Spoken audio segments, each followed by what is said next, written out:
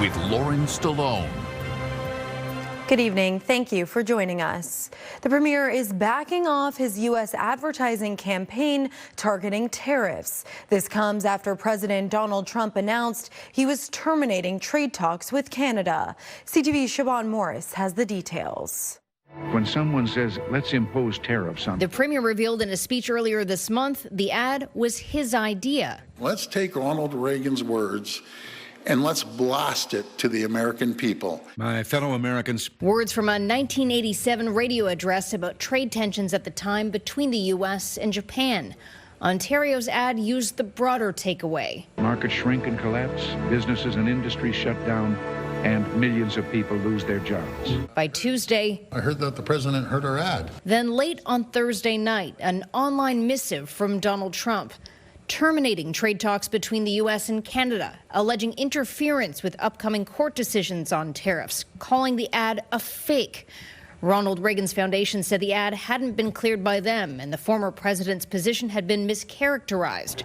Doug Ford had been heralding Reagan's message alongside the prime minister just yesterday. Protectionism does not work. Today, Mark Carney emphasizes there's been progress with U.S. trade officials on steel, aluminum, and energy. We stand ready to pick up on that progress and build on that progress when the Americans are ready. Carney didn't answer questions about whether the ad should be pulled.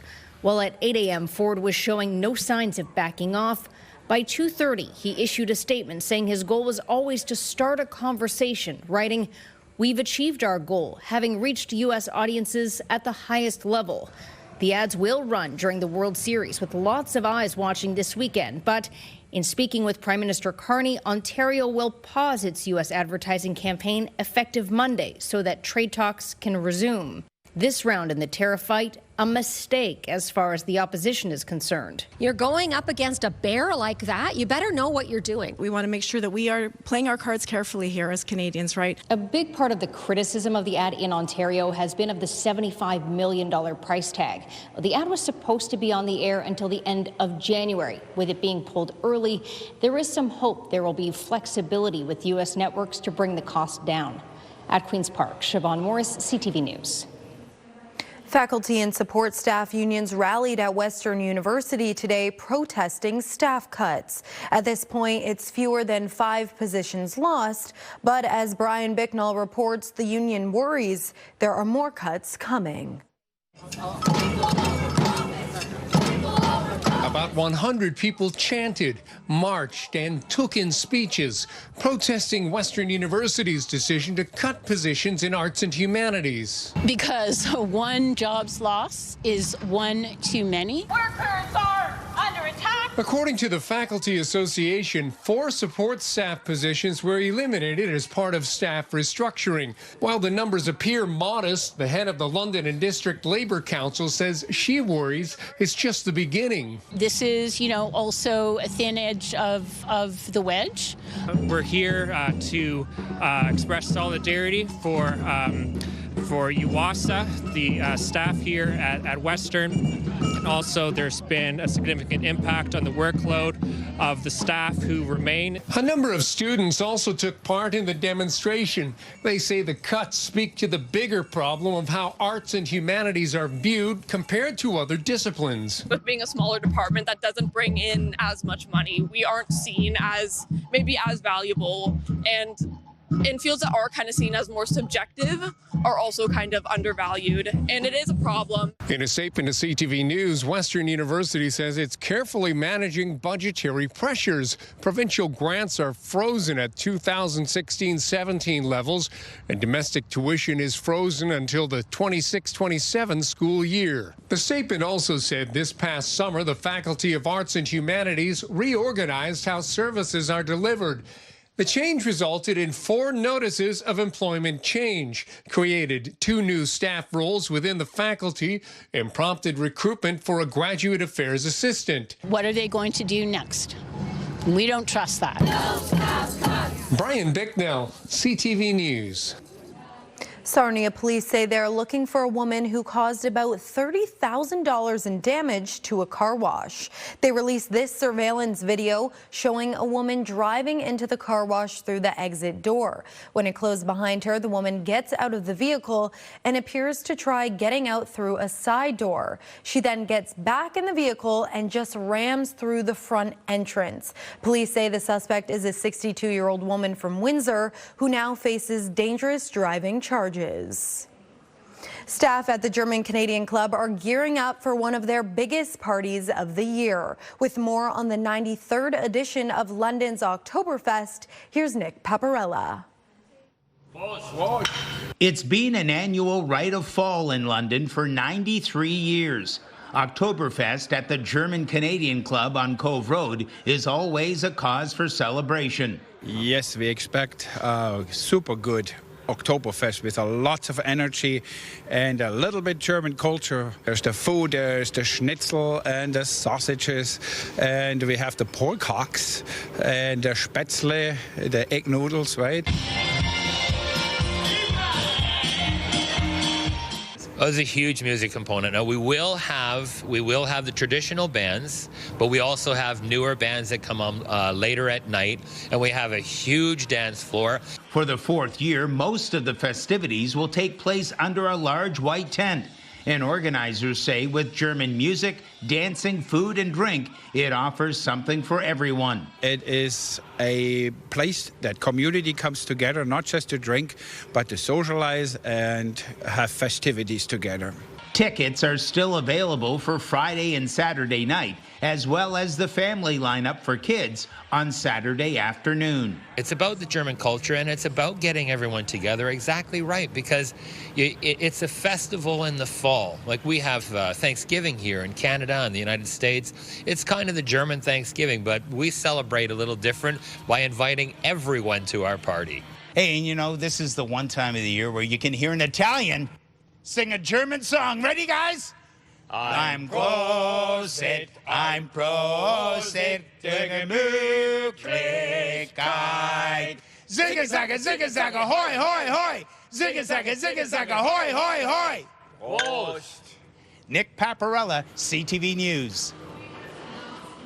A new outdoor rink will host plenty of shinny this winter in Perth County. It was built in memory of a teenager who died and is dedicated to his love of family and, of course, hockey. Scott Miller reports.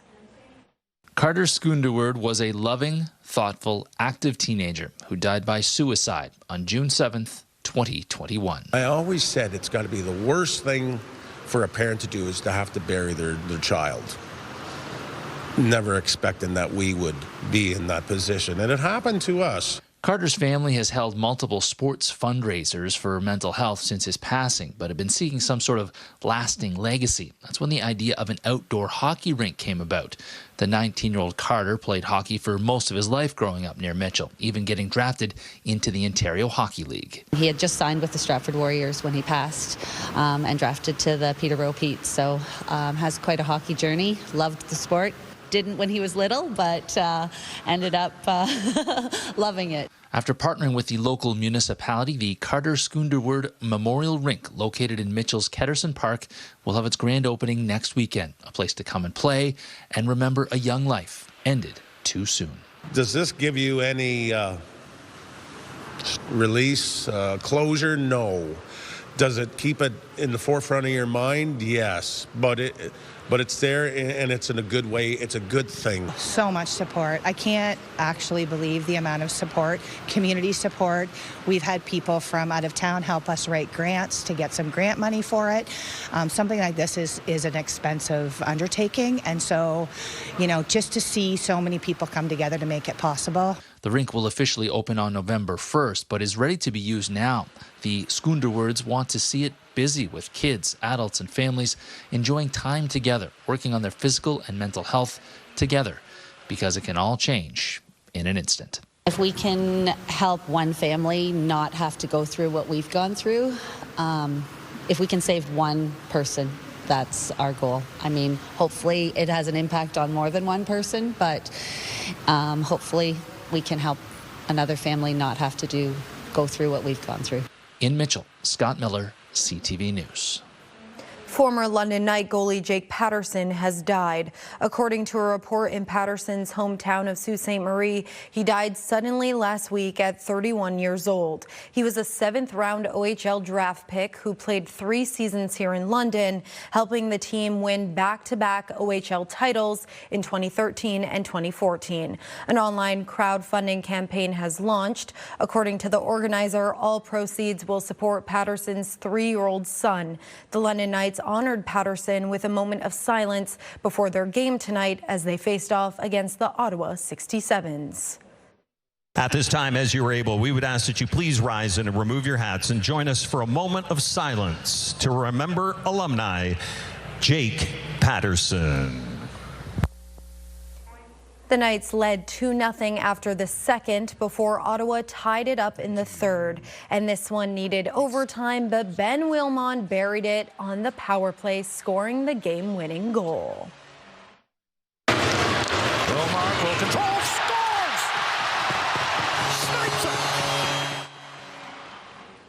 scores! Knights win 3-2 the final.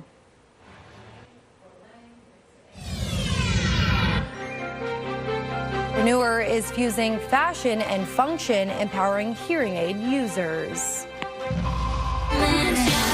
5K a day is back on 97.5 Virgin Radio. Listen to Jeff, KP, and Backstage Ben for your chance to win $5,000 every weekday. 5K a day. Virgin Radio.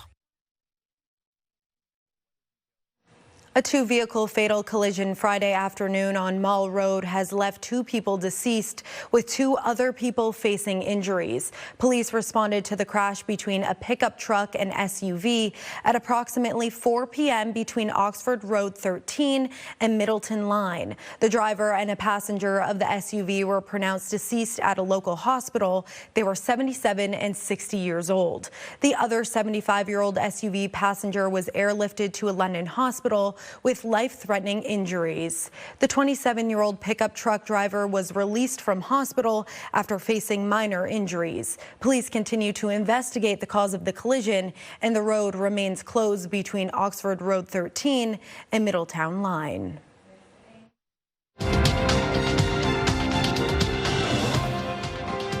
Canada's main stock index was helped by strength in the technology sector.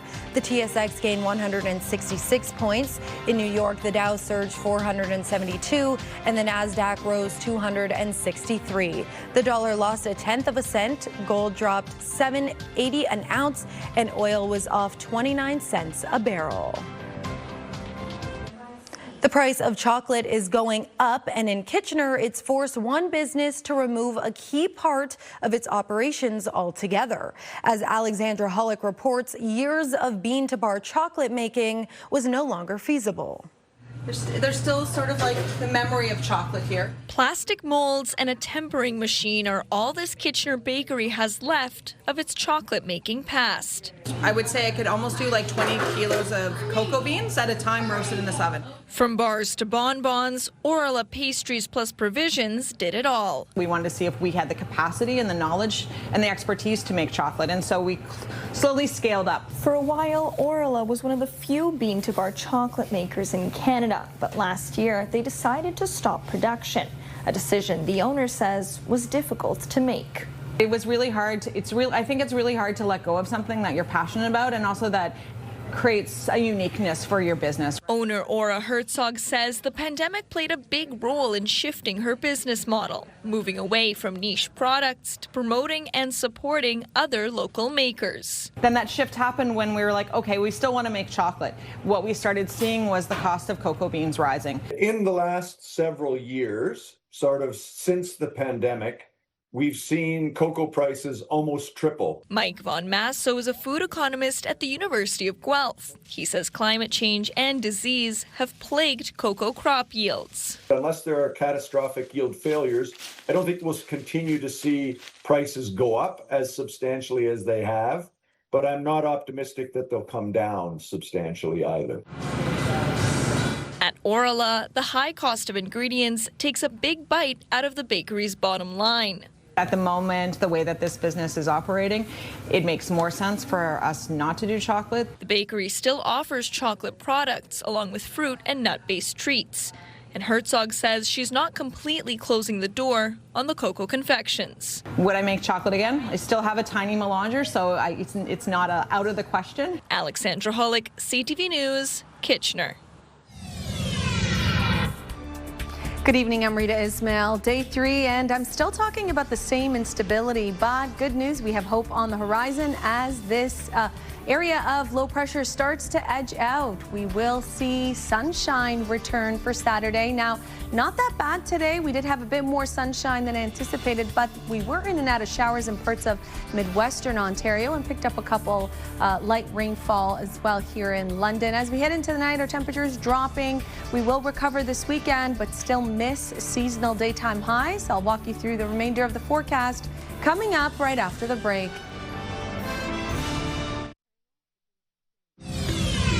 The Princess Margaret Cancer Foundation's Carry the Fire campaign bonus prize deadline is midnight tonight. This is your chance to win $1.2 million bonus prize package that includes a luxury Yorkville condo, $50,000, and a pair of season tickets for the Toronto Maple Leafs and the Toronto Raptors. Buy early, win more. There's over 13,000 prizes that will be awarded, valued at over $11 million. There's also a $7 million grand prize package that includes the Oakville show home and $500,000 in cash awarded fully furnished, professionally designed, and landscape. Don't forget the $3 million early bird prize package that comes with a gorgeous lakefront Muskoka cottage and $50,000 in cash. Add on the 50-50 jackpot with a minimum payout of $2 million in cash. Every ticket gives you a chance to win life-changing prizes and helps fund life-saving cancer research. Buy online at princessmargaretlotto.com or call 1-866-631-1234. Here is Rita Ismail with your weekend forecast. Lauren, our high today, 9 degrees. Again, we struggled to reach daytime high of 12. We were under a mix of sun and cloud in the morning, a bit more cloud cover in the afternoon. For us here in London, we managed to dodge most of the rainfall today. Further to the north in Midwestern Ontario, in and out of showers continuing for us today. Now, the record on this day in 1963, we hit 24 degrees, record low -7 in 1969. As we head into the night, you could see the area of instability we've been dealing with for the last 3 days is slowly starting to lift and move out. We had been dealing with lake effect showers along the eastern shores of Lake Huron for the last 2-3 days. And lucky for us, just in time for the weekend, we're expecting that to lift, high pressure to move in. And of course, that means clear, beautiful, sunny skies. But it will be late in the day for parts of southwestern Ontario on Saturday before you'll see that sunshine and the clearing, the system really taking its time. But again, should be pushed out by Sunday, making way for a gorgeous day. On Sunday, our temperatures, though, will struggle. Here's how that plays out on the forecast model. So overnight tonight, parts of the region will be under clear skies, and that means our temperatures will drop to near the freezing mark. Throughout Midwestern Ontario, a lot of cloud cover, still a little bit of lake effect showers. Friday overnight into Saturday is when we could really start to see the bulk of the cloud cover push out and take along with it that chance for rainfall. There's that high pressure. You could really see clear conditions for Sunday. It will be a gorgeous day to be outdoors, although on the cooler side, as we'll struggle to reach seasonal. Take a look at this beautiful photo sent in from our viewer, John. Let's plan out your Saturday. So, cool start to the day tomorrow. We're expecting less rain or the chance of showers for tomorrow.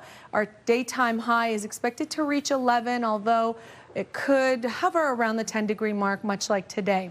Heading into Sunday, that's when the sunshine returns, and our high will be around 9 degrees on Sunday, although a cooler start to the day at the freezing mark Sunday, Monday, and again on Tuesday. Nice mix of sun and cloud. Really not expecting anything in the way of rainfall until late in the week. And that's right, a week from today is Halloween, but we're going to keep that rain out of this forecast because we're still 7 days out. As of right now, cloud cover, daytime high of 9 degrees. Midwestern Ontario, the rain pushing out a little bit later for you tomorrow. Clear conditions for Sunday, 9. That's the magic number. The next 5 days, our daytime high expected to hit 9 degrees. Again, slightly below seasonal. Overnight, we are dropping below the freezing mark because conditions are clearing. We don't have cloud cover to protect us from the cooler air. Not a problem, though. We'll take the daytime sunshine and daytime heating. Heading into Thursday, clouds, showers push through. We're hoping that moves out by Friday because nobody likes to go trick-or-treating in the rain. So fingers crossed that'll clear out a week from today. Lauren? In Wellington County is fusing fashion and function. She's creating empowering options for hearing aid users. CTV's Ashley Bacon reports. Creating fashion with function. To me, it's really pretty to do it, and it's just a fun idea that I came up with. 9-year-old Olivia Barber designs and makes earrings that attach to hearing aids like hers. These little hoops go onto it, just little slide on, and then you just put the tube or whatever back on. Her business is called Livy's Earring Aids. She is a super creative soul, and she cares so deeply for so many, and she just had this great idea and just kind of ran with it, and it's taken off. The idea came from an encounter with another young hearing aid wearer who was upset with having to use the listening devices because she felt they were ugly. She was so upset. She hated her hearing aids. I felt so bad. So that's just why. From that moment, the business fell into place, creating an online presence where customers can place orders. Each pair is $4. People will messenger us. Livy does custom orders. Her speech pathologist is Wellington County Speech Therapy, and they sell them there as well. Olivia's giving spirit doesn't stop there. As word of mouth about the business spread, she received some donations of supplies. The earrings that were made using those beads were donated. We've gone to our late grandmother's retirement home, local retirement homes here, and give them to usually seniors is where we find a lot of people that can make use of the hearing aids. I hate seeing people upset. It's the worst feeling, but seeing people happy is the best. Ashley Bacon, CTV News, Mount Forest.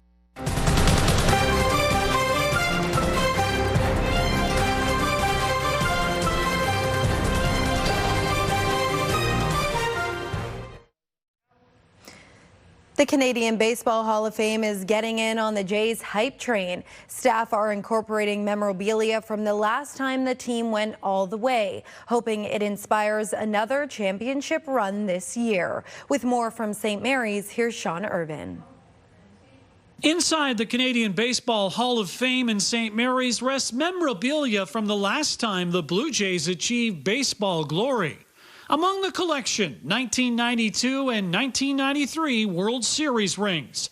It's safe to say they're hoping to add to the display case. Fingers crossed it can happen, and the Jays bring home the trophy.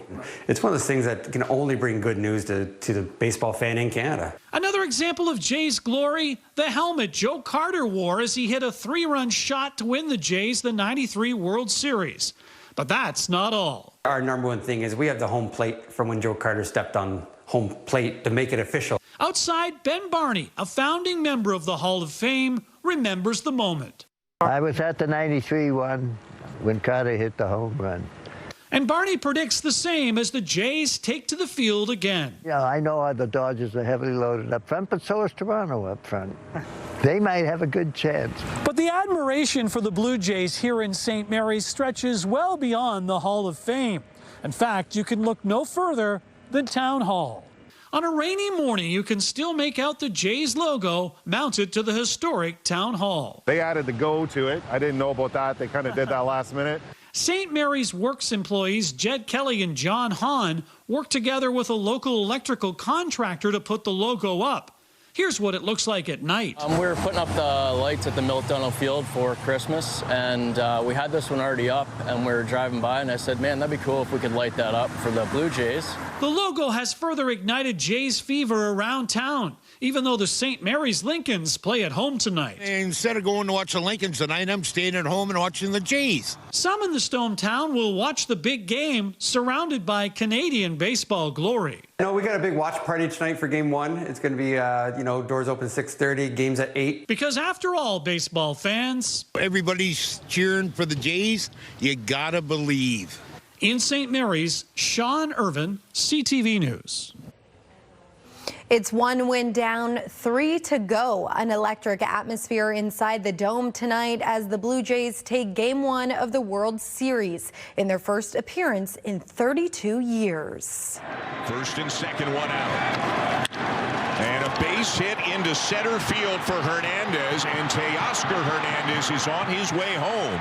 And the Dodgers have the first run here in the World Series. Well, you mentioned Kike Hernandez has a knack for stepping up his game in the postseason, and he comes through with the first RBI of the World Series.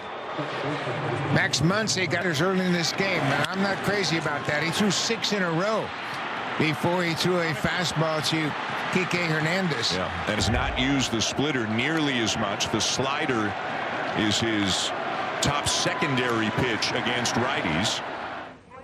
That was the moment the Jays broke it open in the bottom of the 6th with 9 runs, including that grand slam. The first pitch hit grand slam in World Series history. The Jays are up 11-4 at the top of the 9th.